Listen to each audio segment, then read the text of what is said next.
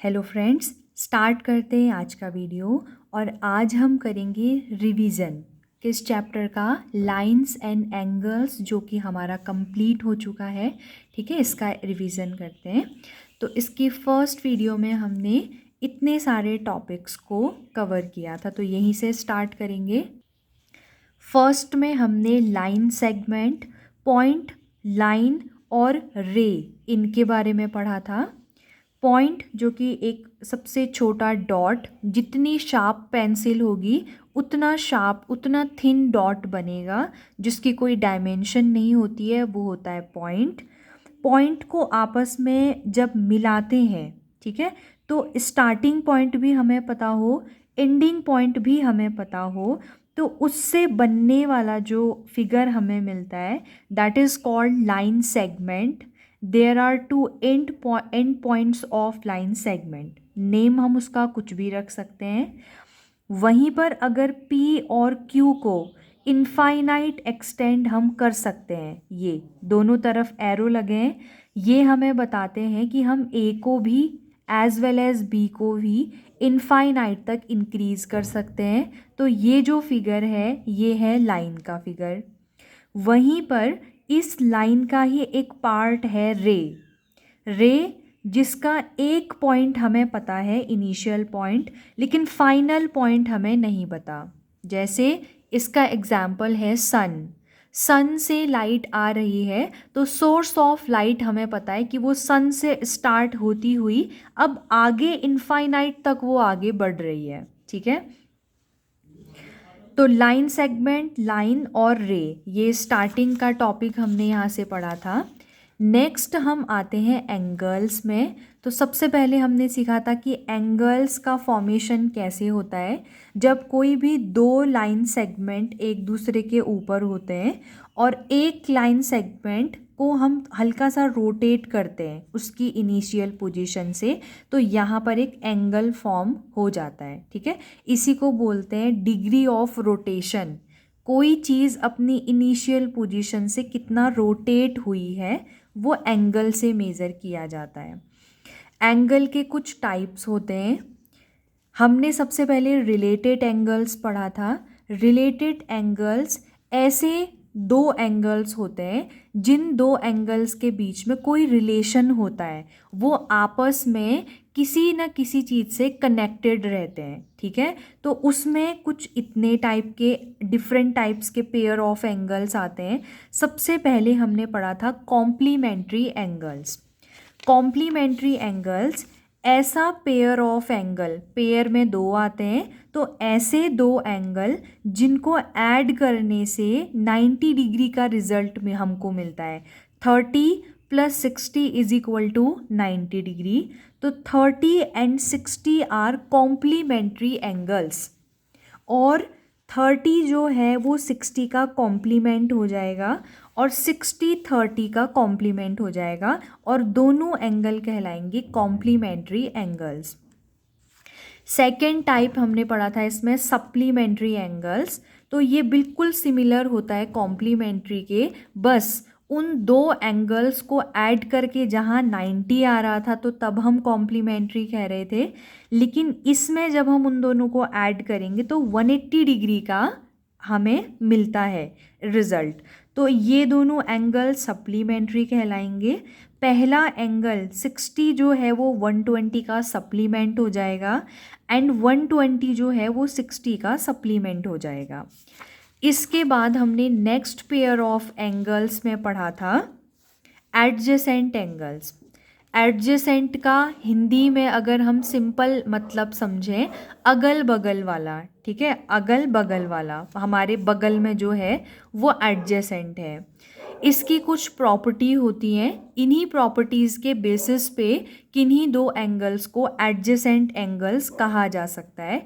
और वो तीन प्रॉपर्टीज़ कौन सी होती हैं कि उन दो एंगल्स का एक कॉमन वर्टेक्स होना चाहिए। जैसे इसका एग्जाम्पल भी हम साथ साथ बना लेते हैं। अगर ये दो एंगल्स की हम बात कर रहे हैं, ये पहला एंगल ये है, दूसरा एंगल ये है। तो कॉमन वर्टेक्स ओ से ही ये दोनों बन रहे हैं। पहली प्रॉपर्टी तो ठीक है, ये होती है। They have a common arm. Arm हम जानते हैं, ये एंगल बन रहा है तो इसके ये दो आर्म हैं, ये वर्टेक्स होती है। तो इन दोनों के पास एक आर्म कॉमन होनी चाहिए। कॉमन मतलब वो आर्म इस एंगल की भी हो और इस एंगल की भी हो। तो ये वाली जो आर्म है डार्क, वो हम देख रहे हैं कि इस वाले एंगल की भी आर्म है और इस वाले एंगल की भी एक आर्म है। तो कॉमन है, ये वाला भी फुलफिल होता है। थर्ड है non common arms are, non common मतलब ये वाली और ये वाली, on either side of the common arm. ये जो कॉमन आर्म है उसके दोनों तरफ होनी चाहिए, ठीक है। तो इसमें तीनों प्रॉपर्टी फुलफिल हो रही हैं। जैसे ये थर्ड जो पॉइंट है, ये कब सेटिस्फाई नहीं होता है, जब जैसे ये एक फिगर बनाया और हमसे पूछ रहे हैं कि बताओ ये वाला एंगल और ये बड़ा वाला एंगल, ये दोनों एडजेसेंट हैं या नहीं है। इस कंडीशन में ये एडजेसेंट नहीं होंगे, ये वाला और ये वाला एंगल। क्यों नहीं होंगे? फर्स्ट की दो प्रॉपर्टी फुलफिल हो रही हैं। एक कॉमन पॉइंट है इसमें और एक कॉमन आर्म भी है। कौन सी वाली? ये वाली इस वाले में भी है और ये वाली इस वाले में भी है। तो कॉमन आर्म भी है, कॉमन वर्टेक्स भी है। लेकिन जो नॉन कॉमन आर्म्स हैं, इस वाले एंगल की ये, इस वाले एंगल की ये, तो ये जो नॉन कॉमन आर्म्स हैं वो कॉमन आर्म्स के एक ही साइड है, राइट साइड में ही है दोनों, ठीक है। जबकि होना क्या चाहिए, इस कॉमन आर्म के एक इस तरफ और एक इस तरफ, दोनों तरफ होना चाहिए। ऊपर नीचे, या तो ऊपर या तो नीचे, दोनों ऊपर ही ऊपर है तो भी नहीं होगा, नीचे ही नीचे है तो भी नहीं होगा, राइट ही राइट में है तो भी नहीं होगा, और लेफ्ट ही लेफ्ट में दोनों आ गए तो भी नहीं होगा, ठीक है। ये है एडजेसेंट एंगल्स। नेक्स्ट पेयर आता है इसमें हमारा लीनियर पेयर का। लीनियर पेयर ऐसे दो एडजेसेंट एंगल तो होंगे ही, ऐसे होंगे कि उनको सम करके 180 डिग्री आ रहा होगा, ठीक है। जैसे इस कंडीशन में जब हमने यहाँ पर देखे थे दो एडजेसेंट एंगल, तो इन दोनों का सम 180 डिग्री नहीं आ रहा है। 180 डिग्री एक स्ट्रेट एंगल हम जानते हैं ना, एंगल बनना यहाँ एक लाइन ये है, इसी के ऊपर हम एक लाइन और ड्रॉ कर दें ये, और यही रेड वाली लाइन ऐसे रोटेट कर रही है। ये जितना रोटेट करती जाएगी उतना एंगल इंक्रीज होता जाएगा। ये जो लाइन है वो जितना रोटेट करेगी, तो रोटेट करते करते हमें पता है ना कि जब ये यहाँ पूरा हाफ सर्कल के जितना अपना कंप्लीट कर लेती है रोटेशन, तब जा कर के 180 डिग्री का एंगल फॉर्म होता है। तो जब भी एक स्ट्रेट लाइन में एंगल बनते हैं तो उन सभी का सम 180 डिग्री होता है। एक्सरसाइज में काफ़ी बार पढ़ा है ये। तो अगर उस एक लाइन के दो पार्ट करें तो इन दोनों का सम भी 180 डिग्री होता है, और इन दोनों एंगल्स को ही हम लीनियर पेयर कहते हैं। तो ये हमारा लीनियर पेयर हो गया। और इसमें लास्ट आता है वर्टिकली ऑपोजिट एंगल। इसके लिए हमें ऐसा सिंपल एक क्रॉस देखना होता है, और क्रॉस में इस वर्टेक्स का ऑपोजिट मतलब हम ऐसे समझ सकते हैं, ये वाला इसका वर्टिकली ऑपोजिट है, और ऐसे ये वाला इसका वर्टिकली ऑपोजिट है। और इसकी प्रॉपर्टी होती है कि वर्टिकली ऑपोजिट एंगल्स इक्वल होते हैं हमेशा, ठीक है। ये था 5.1 से पहले का पूरा बेसिक। अब आते हैं 5.2 में। तो इसमें हमने सीखा सबसे पहले, अब जैसे एंगल्स का अलग अलग डिफरेंट टाइप्स के एंगल्स का पेयर हमने देखा था, अब थोड़ा सा लाइन के बारे में दिया है। तो लाइन सबसे पहले हमने देखा था इंटरसेक्टिंग लाइंस होती हैं, ऐसी लाइंस जो आपस में एक पॉइंट पर कट करती हैं, यानी कि जिनका एक कॉमन पॉइंट होता है, जिन दो लाइंस का, वो इंटरसेक्टिंग लाइन होती हैं, ठीक है। The two lines have one common point, they are called intersecting lines. और जिस पॉइंट पर पर वो एक दूसरे को कट कर रहे होते हैं, इस पॉइंट को कहते हैं पॉइंट ऑफ इंटरसेक्शन या फिर इंटरसेक्टिंग पॉइंट। वहीं पर ऐसी दो लाइंस जो आपस में कहीं पर भी एक दूसरे को मीट नहीं करेंगी, जिनका हमें कहीं कोई इंटरसेक्टिंग पॉइंट नहीं मिलेगा, कॉमन पॉइंट नहीं मिलेगा, तो these two lines are called parallel lines. ठीक है, अब आता है ट्रांसवर्सल। किन्हीं भी दो लाइंस को डिफरेंट पॉइंट्स पे कट करने वाला जो एक अलग से लाइन होती है, उस लाइन को बोलते हैं ट्रांसवर्सल। जैसे यहाँ पर हम इस पी लाइन पी को कह सकते हैं कि ये एल और एम का ट्रांसवर्सल है, क्योंकि ये एल और एम को दो डिफरेंट पॉइंट्स पर क्या कर रहा है, कट कर रहा है। अब जब एक ट्रांसवर्सल किन्हीं दो लाइंस को डिफरेंट पॉइंट्स पे कट करता है, तो वहाँ पर कुछ स्पेशल टाइप के पेयर ऑफ एंगल्स का फॉर्मेशन होता है। जैसे ये 1 और 5, आगे देखेंगे 2 और 6, 3, 7, 4, 8, ये जो ईच पेयर हमने नाम लिया वो करस्पॉन्डिंग एंगल्स का पेयर है, pair of corresponding angles.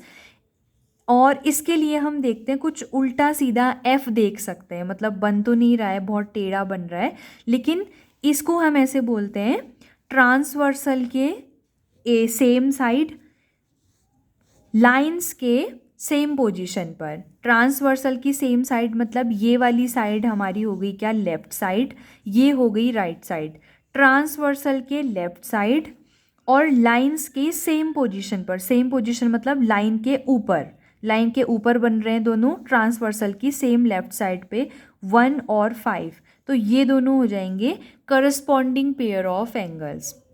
Next Z, अगर ये Z जैसा टेढ़ा सा Z दिख रहा है ना, इनके कोनों पर जो एंगल बनते हैं यानी कि 3 और 6, इनको हम बोलेंगे अल्टरनेट पेयर ऑफ एंगल्स। ठीक है, बस खाली पेयर ऑफ एंगल्स ही हमने यहाँ पर सीखना है, प्रॉपर्टीज़ यहाँ पर नहीं लगती हैं। जैसा आपने पढ़ा होगा कि ये इक्वल हो जाते हैं, वो इक्वल, वो अभी नहीं आया है।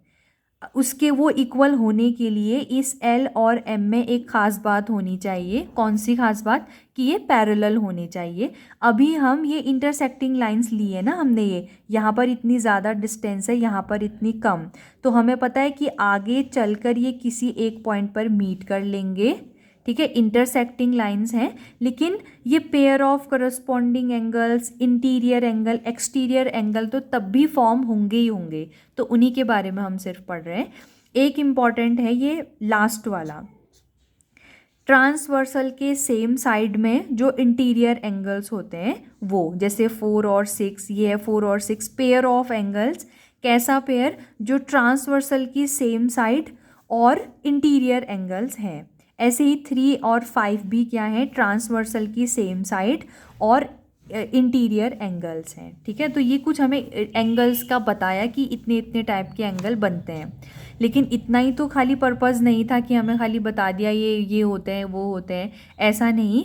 ख़ास बात अब आती है कि जब ये जो हमने दो लाइन और ट्रांसवर्सल पढ़ा ना, इसमें जो एंगल फॉर्म कर रहे हैं, अगर वो दो लाइंस आपस में पैरेलल हो जाती हैं, ठीक है, तो फिर करस्पॉन्डिंग एंगल्स का पेयर भी आपस में इक्वल होता है, अल्टरनेट एंगल का पेयर भी इक्वल होता है, और ट्रांसवर्सल के सेम साइड इंटीरियर एंगल्स का जो पेयर होता है वो सप्लीमेंट्री होता है। ठीक है, तो ये हमने कुछ बॉक्सेस को हाईलाइट किया था जिसमें हमें यही बताया गया है कि if two parallel lines are cut by a transversal, each pair of corresponding angles are equal in major.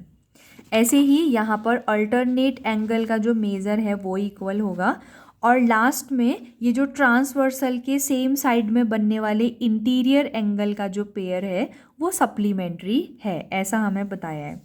अब एफ शेप अगर हमें मिल रहा है, ठीक है, पैरेलल लाइंस हैं, एफ शेप हमें अच्छा सा दिख गया है, चाहे वो ऐसा बिल्कुल जैसा एफ बनाते हैं वो हो, चाहे हल्का सा रोटेट हुआ हो, ठीक है, चाहे पूरा ही रोटेट हुआ हो, चाहे टेढ़ा कुछ भी हो, एफ अगर हमें मिल गया है तो एफ शेप के जो दो कॉर्नर्स हमें मिलते हैं, यहाँ पर बनने वाले एंगल ही करस्पॉन्डिंग एंगल्स होते हैं और ये आपस में इक्वल होते हैं। अल्टरनेट एंगल्स का पेयर ढूंढने के लिए z ढूंढना पड़ता है और z में भी जो दो कॉर्नर बनते हैं ये आपस में क्या होते हैं, इक्वल होते हैं जब ये लाइंस पैरेलल होती हैं। और बस एक और कि अगर यहाँ पर भी ये वाला एंगल अगर हम ले लें तो इन दोनों एंगल्स का सम 180 डिग्री होता है। Last topic but not the least important है, लास्ट क्वेश्चन भी आया था 5.2 एक्सरसाइज का, जो लास्ट क्वेश्चन है वो इसी टॉपिक पर बेस्ड है कि अगर दो लाइन को हम पैरेलल है या नहीं है ऐसा चेक कैसे कर सकते हैं। ठीक है, तो उसके लिए सिंपल था कि अगर दो लाइन हमें दी है, ट्रांसवर्सल दिया है, हम अगर वहाँ पर ये प्रूव कर दें कि अल्टरनेट पेयर ऑफ एंगल, मतलब pair of alternate angles equal है, वो कब होता है, जब लाइन पैरेलल होती है। तो अगर एंगल इक्वल आ गए तो लाइंस पैरेलल आ जाती हैं। फिर से समझते हैं किस पर, करस्पॉन्डिंग एंगल पर। अगर कोई दो एंगल हैं, जैसे मान लेते हैं, इसको एग्जाम्पल के तौर पर हम ले लेते हैं, जैसे ये हमारे दो लाइंस हैं, सिंपल, अभी नहीं दिया, अभी मान लो कि ये हमें नहीं दिया है कि L पैरेलल है M के, ठीक है, तो ये दो लाइन है, ये T एक ट्रांसवर्सल है।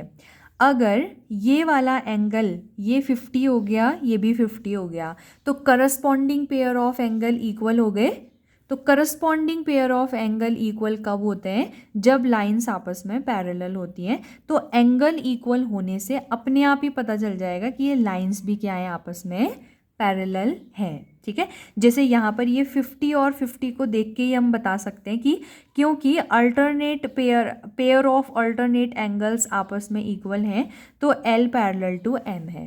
ठीक है, तो लास्ट टॉपिक था इस चैप्टर का। अब आपने ज़रूर खुद से ये व्हाट हैव वी डिस्कस्ड इसको रीड करना है।